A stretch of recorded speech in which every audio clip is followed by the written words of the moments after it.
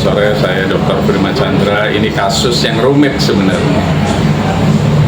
Kalau kita permasalahkan di area hukum, sebenarnya sejatinya ini kasus kalau mau dibongkar, kalau mau diberikan solusi, itu adalah sederhana.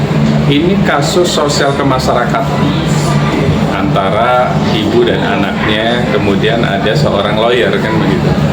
Nah, mereka sejatinya turunkan saja dulu ego sektoralnya, turunkan harga dirinya, pride-nya untuk bertemu, dicari solusinya apa gitu. Tidak perlu sampai ke jalur hukum sebenarnya.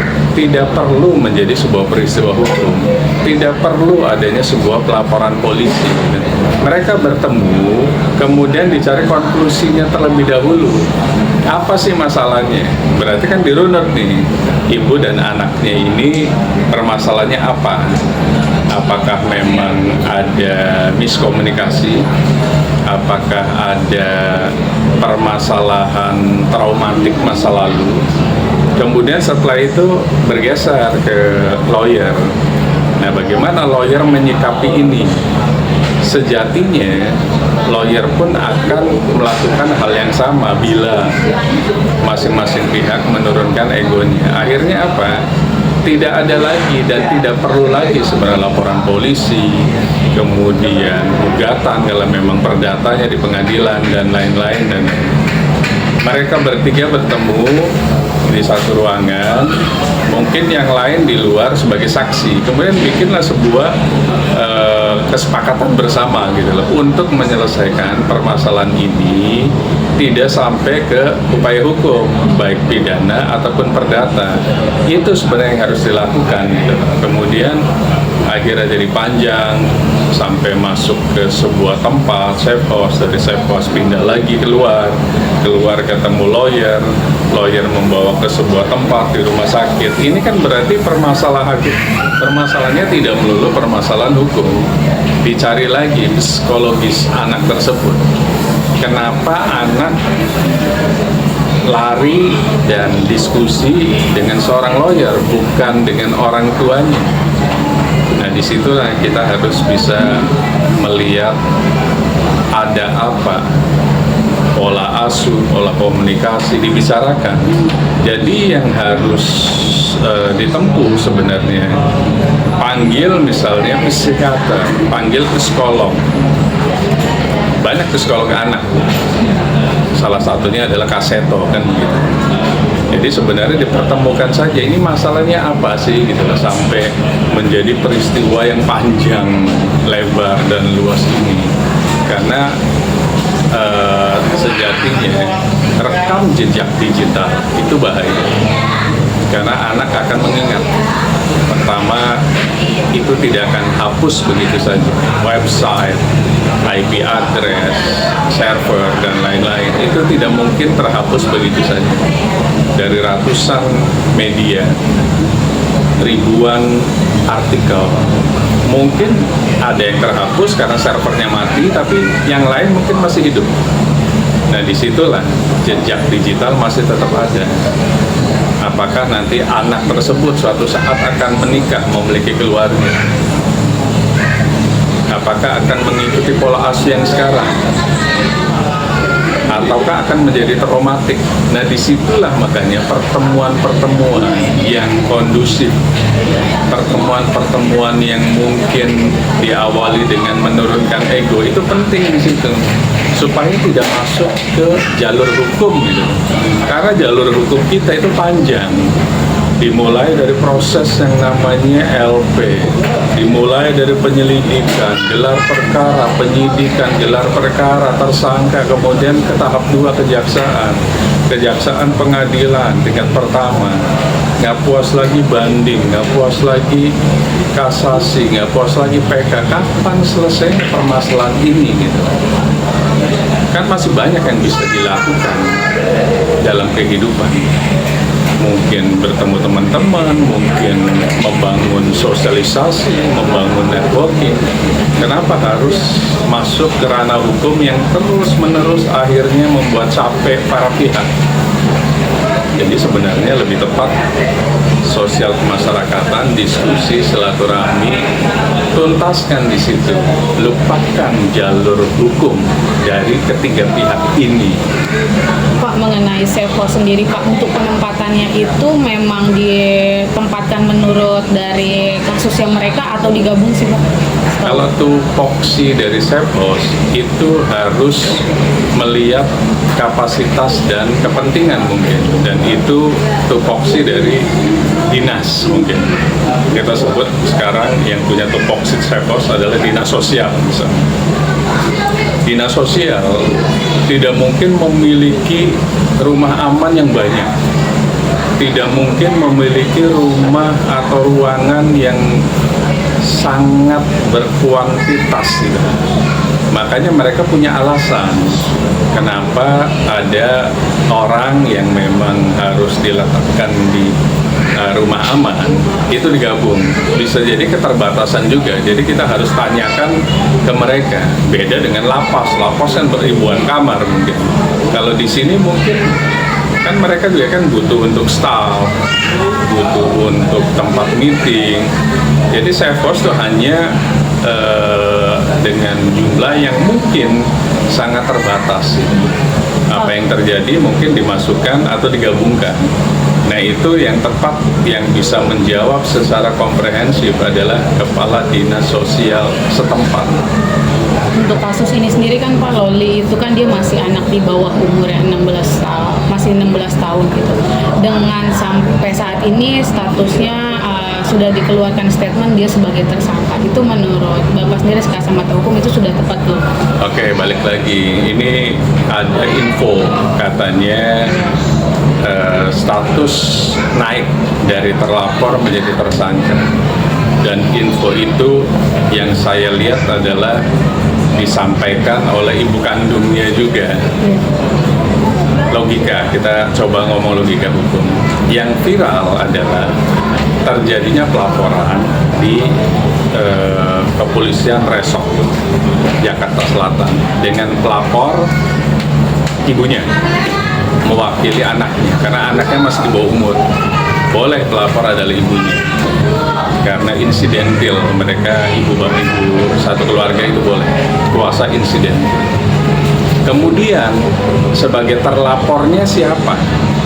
Terlapornya adalah yang kita singkat Victor Bravo, kira-kira gitu. Nah secara logika kalau itu kasusnya, tidak mungkin anaknya menjadi tersangka. Secara hukum acara, yang berhak menjadi tersangka adalah terlapor. Naik statusnya menjadi tersangka berdasarkan bukti permulaan yang cukup. Apa sih bukti permulaan yang cukup?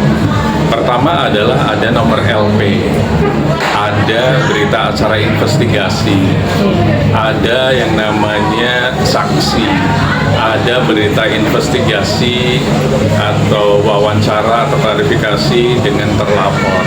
Kemudian mereka resort tersebut melakukan sebuah gelar perkara untuk menentukan terlapor menjadi tersangka. Pasalnya kan jelas, misalnya persetubuhan. Artinya korbannya adalah anaknya, pelakunya adalah Vivi tadi. Semestinya yang jadi tersangka secara logika hukum adalah terlapor itu. Tiba-tiba info yang beredar bahwa anaknya menjadi tersangka. Dugaan kami adalah ini di kasus lain. Di kasus lain yang mungkin media netizen telusuri. Tidak mungkin pelapor menjadi tersangka, logikanya adalah terlapor yang menjadi tersangka. Kalau tiba-tiba jadi tersangka, ini dugaannya kasus lain atau pelaporan balik atau kasus lainnya. Karena itu adalah delik aduan, berarti ada yang mengadu, ada yang melaporkan. Nah, apakah pasalnya sama terkait dengan perlindungan anak, undang-undang perlindungan anak, atau mungkin terkait dengan persetubuhan anak, atau mungkin terkait dengan penganiayaan dan lain-lain, atau kasus lain nih. Kalau kasus lain, itu kasus lainnya berarti pelapornya orang lain. Nah, anaknya ini yang L tadi itu menjadi terlapornya. Nah itu baru masuk logika hukumnya. Terlapor bisa menjadi tersangka setelah melewati sebuah proses tadi. Proses investigasi, proses penyelidikan, proses saksi, alat bukti, dokumen, dan lain-lain sampai ke gelar perkara. Sehingga cukup bukti untuk menaikkan status terlapor menjadi tersangka. Dugaan kami adalah di kasus lain, bukan kasus dengan VB ini. Jadi memberatkan si anak tersebut juga nggak sih Pak? Akhirnya jadi banyak pelaporan-pelaporan. Ya pasti, karena semuanya kalau menurut saya upaya hukum, jalur hukum itu jalur yang terlalu saklek, jalur yang terlalu ketat. Orang terlapor ada dugaan menjadi tersangka atau diberhentikan SP3. Makanya tadi saya bilang upaya hukum adalah upaya terakhir. Lakukan kegiatan sosial kemasyarakatan seperti apa, diskusi, silaturahmi, supaya menghilangkan misunderstanding gitu. Komunikasi itu penting gitu. Karena kalau sudah menjadi tersangka gimana ceritanya? Berarti kan akan ada sebuah proses berikutnya yang namanya persidangan. Kalau sudah sampai persidangan berarti akan ada hukuman. Akan begitu jadinya. Kenapa tidak dilakukan sebuah kegiatan yang namanya sosial kemasyarakatan sehingga meminimais terjadinya laporan polisi baik ke Polres, Polda, dan atau Bareskrim.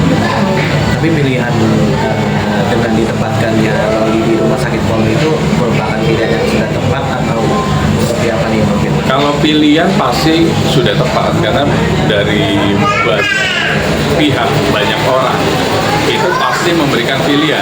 Nah pilihan yang terbaik menurut banyak pihak tadi adalah di rumah sakit. Berarti itu sudah pilihan yang paling tepat.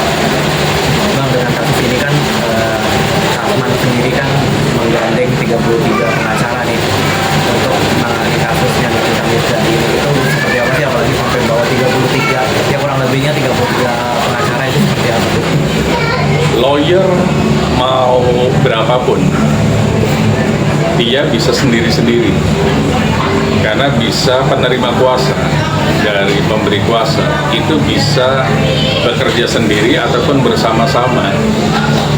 Sah-sah saja mau 30, mau 50, mau 100 gitu. Tapi upayakan yang paling penting adalah berkualitas. Dan yang paling penting adalah sebenarnya komunikasi para pihak, turunkan egonya.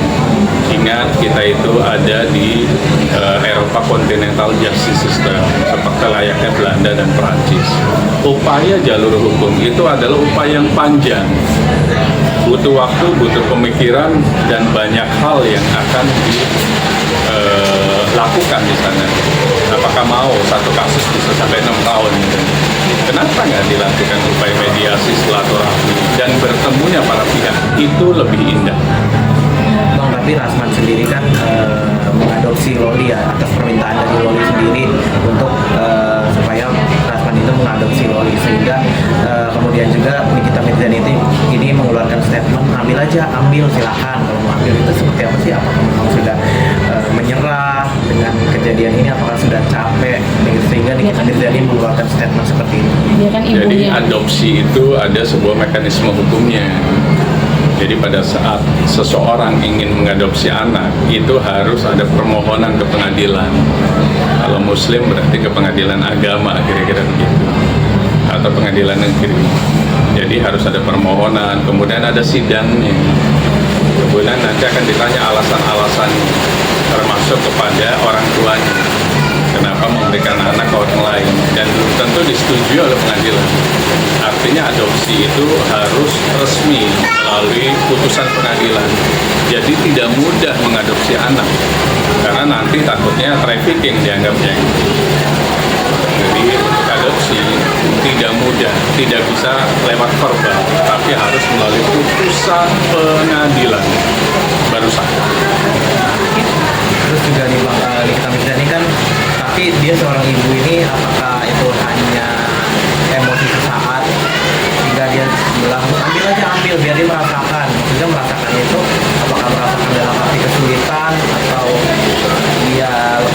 atau seperti apa?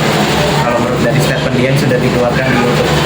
Kalau dari kalimatnya ya mungkin emosional sesaat lah.